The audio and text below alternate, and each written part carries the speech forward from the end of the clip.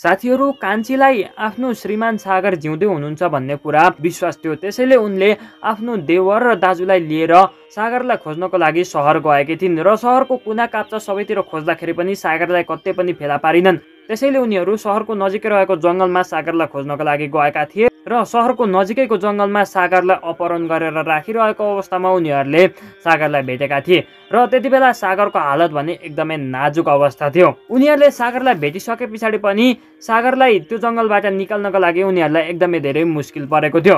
जसो तसो गरेर त्यो जङ्गलबाट सागरलाई निकालेर सहर लिएर आएका थिए र सहरबाट पनि यति बेला कान्छीका देवर सागर र कान्छीका दाजु गाउँ पुगिसकेका छन् र आफ्नो छोरीहरूसँग सागरको र कान्छीको पनि भेट भइसकेको छ। साथीहरू, सागर, कान्छी र कान्छीका छोरीहरूको भेट भएको देखेर को खुसी हुनुहुन्छ? खुसी हुने जतिले यस भिडियोलाई एक लाइक गरेर कमेन्टमा सागर र कान्छी भनेर लेख्न चाहिँ नबिर्सिनु होला र हाम्रो यस च्यानलमा सब्स्क्राइब गर्नुभएको छैन भने च्यानललाई पनि सब्स्क्राइब गर्नुहोला।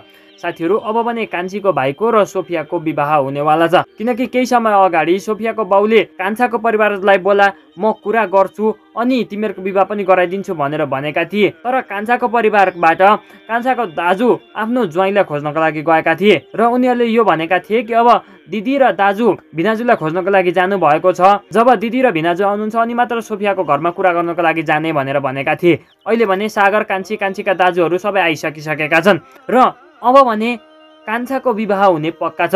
त्यस्तै कान्छीको दाजुको पनि अब विवाह गरिदिने कुरा कान्छाको बाउआमाले गरेका छन्। तीनवटा श्रीमती त मेरा गतिला परेनन्, अब भने एकदमै सोझो संस्कारी श्रीमती खोजेर म विवाह गर्छु भनेर कान्छीका दाजुले पनि भनिरहेका छन्।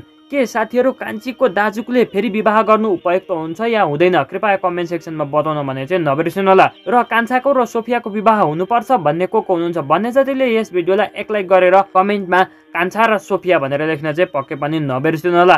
साथै तपाईँले यो भिडियो कुन ठाउँमा बसेर हेर्दै हुनुहुन्छ त्यो पनि कमेन्ट गर्नु होला र हाम्रो च्यानलमा सब्स्क्राइब गर्नुभएको छैन भने च्यानललाई पनि सब्स्क्राइब गरेर जोडिनु होला।